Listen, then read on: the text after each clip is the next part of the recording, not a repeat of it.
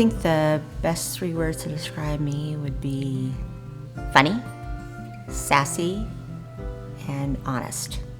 Well, as far as activities and hobbies, probably the one consumes my life the most is circus stuff. I am an aerialist, and so I train a lot on aerial equipment, aerial silks, the hoop in the air, which is called lyra, pole. Pretty much if you name an aerial apparatus, I do it or have tried it. And because of that, it's a very physical activity, so I'm there 5 days a week doing that, training, teaching. Outside of circus, I do Pure Barre, so that's an activity. Like karaoke with my friends, like having wine with the ladies, you know. So I'm a fairly social person, so I like to do things in groups.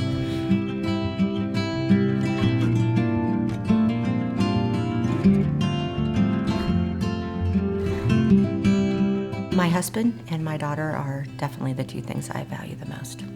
You know, my husband is kind of the very calm influence in my life. He's very mellow and easygoing, and I tend to be the more, not emotional, but I'm a high energy, hyper one. And my daughter is a light of my life. I mean, she's a wonderful girl. She's special needs, so she's definitely more high maintenance than the typical 19-year-old.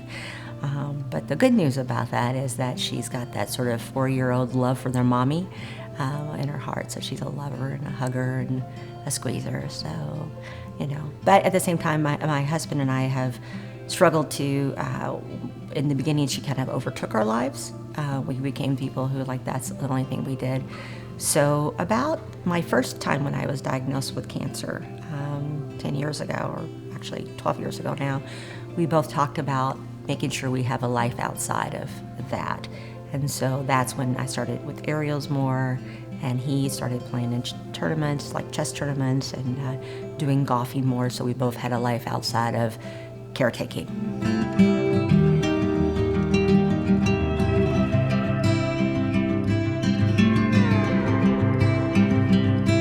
Before my first diagnosis with cancer, I just never thought of it as on the radar. Was not a smoker. My family, you know, was always, they did have cancer, but they were also big smokers, so I assumed to be in the only non-smoker in the family, I would be good.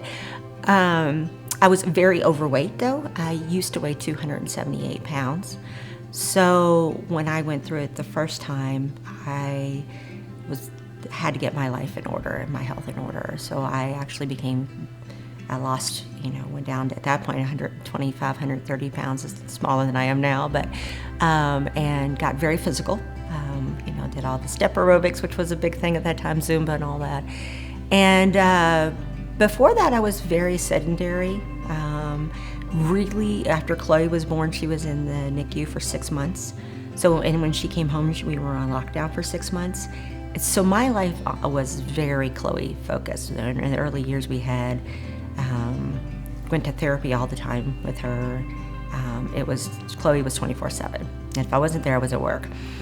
After the diagnosis, that's when my husband and I both decided that for our own health, we were going to have our own joy outside of that, our own peace.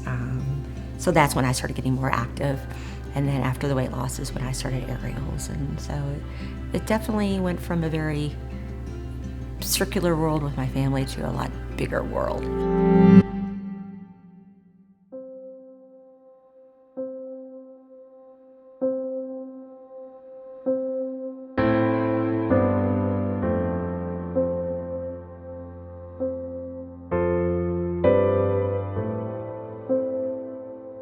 And honestly, I felt like, because I had hit the 10-year mark, I felt like I could stop looking over my shoulder. And then I felt a pain in my hip.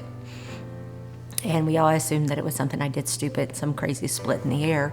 So went to see a sports doctor and did steroid shots, and then finally had an x-ray, showed nothing, and then had an MRI. And she called me and told me that she thought that that's what the radiologist thought that was what was going on. And it just dumbfounded me. I thought I had, you know, like a lot of people with metastatic, I guess that's right far out, you feel like that you hit that mark, you were safe, and found out that there was really no safe, that was something that really was not necessarily true. But I remember that day because it was my daughter's birthday and I was picking up her birthday cake, and I was devastated. And for about a month I was pretty devastated, and much like I've had to do my whole life, I just was like, okay, this is the cards, let's go forth with it. And I hear people when they get the diagnosis, it feels like we all had that same reaction of, oh my God, I'm gonna die in 2 years. And then you get, at least with me, I was lucky enough to have the oncologist was like, we're going to treat it as a long-term illness. We don't, so you were going for 10, 15, 20 years. So, and to calm me down, and I just kind of live the day and try not to overanalyze it too much.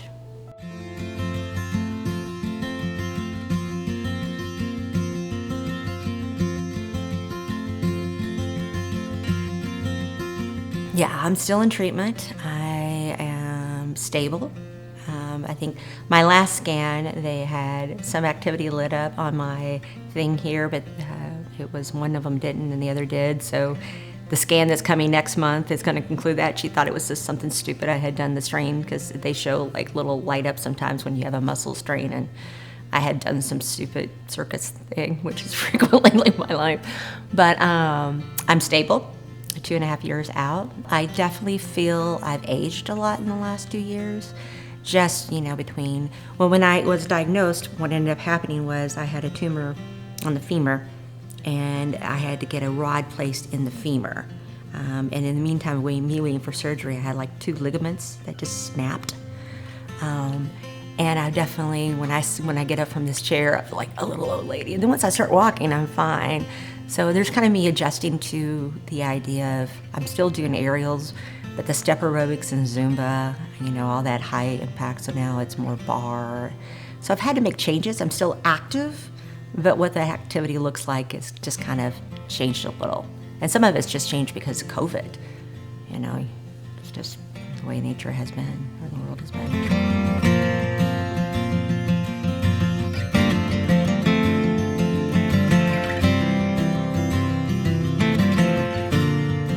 I'm definitely happier in weird ways. Like, I think that I had gotten so wrapped up in just trying to be the perfect mom and the perfect this and perfect that I just wasn't enjoying my life. So I've made more time for joy. And the same over the last couple of years. I started a smile parade business that saved circus and made $30,000. I mean, it was insane how much money we made dressing up in stupid costumes, appearing on people's street and dancing the cha-cha slide. And I think that it's made me very adaptable, because I've been through sad times before, and I've been through this, and I know that if you get in your head and you ruminate and you just think about it constantly and don't look outside of it, then you're living your worst fear. You're already dead, because you've taken that joy out of your life.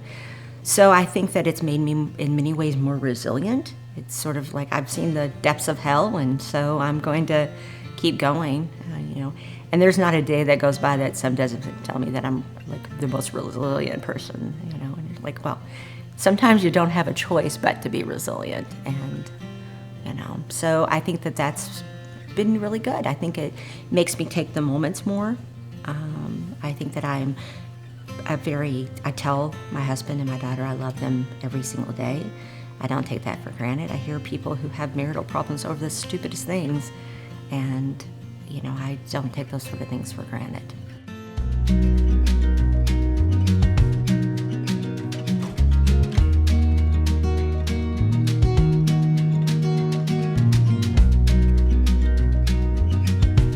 I think that one thing I was starting to think about is how many marriages really seem to go under with metastatic that I've noticed. I'm fortunate enough that mine's been okay, probably because we already gone through hell with my kid, and so everything that we were probably wanted to say and cursing and screaming happened then. But it does seem to me, and it's terribly sad, that when people get diagnosed with metastatic, that marriages fall apart, or they realize that their marriages have really been bad and they just don't have the tolerance for it. So I I wish that some of these organizations that do focus on the individual would also focus more on the family and the couple in some ways, and trying to help with that, because it's hard. I mean, I see the struggle in other people. With me and my husband, our sex life's a little different, so that kind of sucks. But, that's the only thing I really wish people would. If I could say what I would like for some of the metastatic organizations to do, I would definitely say focus more on the couple and the family instead of just the individual, because it's kind of a unit, and it's sad how many marriages end.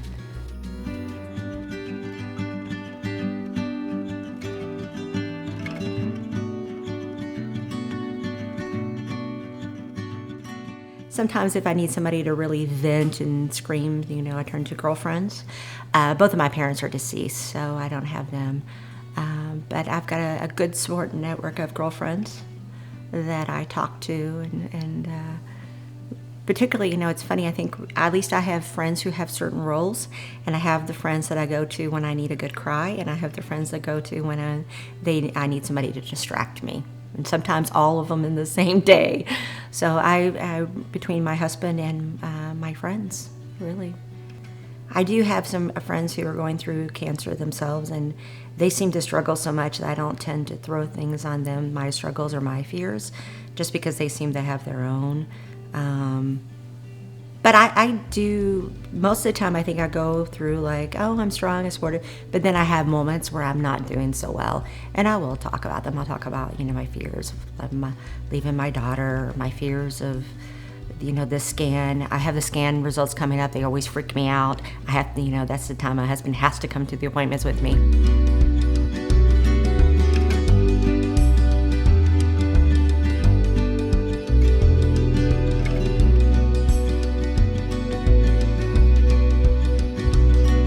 What I can imagine is that people with cancer diagnosis will be living longer and longer, and perhaps coming close to, not necessarily a cure, but much like diabetes, where it's very controlled for a very long time. I can imagine that there would be a time where it's not as fearful, assuming that there's a lot more funding and a lot more research, but I'm more hopeful, and the word imagine to me means hope.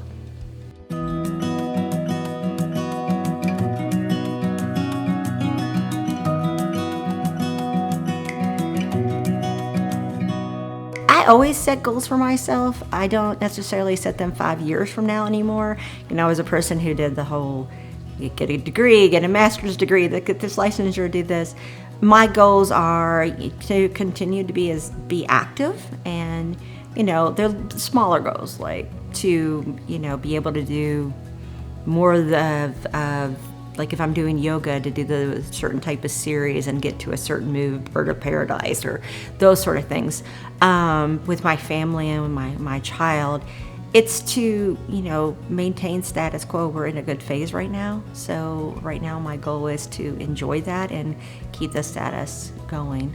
But I don't really necessarily have goals of like in 10 years I want to earn another degree or anything of that nature. I'm just enjoying my life right now and not trying to be way down with things.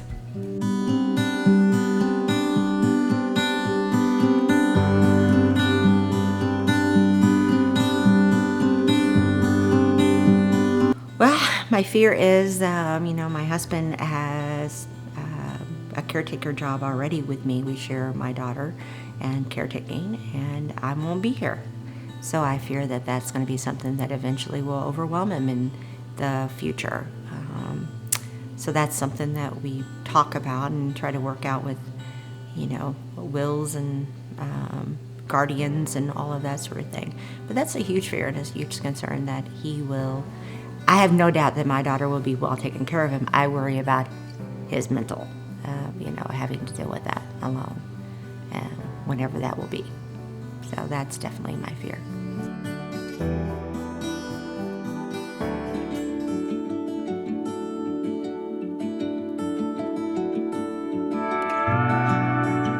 What gives me hope is listening to other stories, hearing other women who've been through it and who have long survivability and are doing well. That gives me a lot of hope. It was very similar. I remember when my daughter was in the NICU, there was a board, and the board had women who sent in photos of their kids 5 and 10 years later and said, 23 weeker, NICU, 12 years old. And I still do that. I still do that for the NICU at 19 years old because I know what it's like to have a 23 weeker. And so these stories now remind me a lot of, like, I've always gravitated toward those personal stories of people who've gone through it and survived and are doing well and have, 10, 15 years out. So that gives me a ton of hope, and I love those stories, and I'm so happy when they put them out there.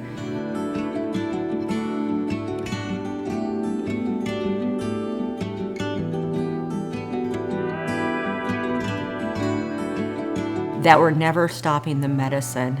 One thing I get more is, are you done with chemo yet? No, honey, I'll be on medicine forever. So that is one of the big things, that people don't understand, that it's not like level, like stage 1 or early stages where you go in, you go bald, it's bad for like 6 months, and then you come out cured. This is, we're gonna keep going. They seem to, like a year out, like, okay, you're done now. No, I'm not. This is gonna be for the rest of my life. So that I wish they would really understand. And also that I really don't like pink things all the time, that they give you the pink ribbons and you know that the percentage that goes to those fundings, and that they sort of, it's like putting a Band-Aid on a big gaping huge wound, and it's not doing a whole lot. So I people are well-meaning, but sometimes that well-meaning is based upon a lot of ignorance. And the other thing that I wish people would understand, that I don't need to hear that I'm inspiration 20 times a day. That gets really old.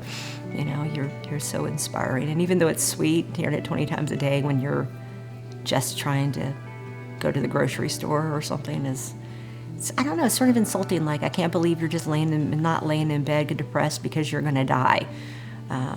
So I think I wish that people understood that we sometimes want to be looked at as human beings and not being the representation of our diagnosis all the time, and that pink ribbons really mean jack to us, and to stop giving them to us.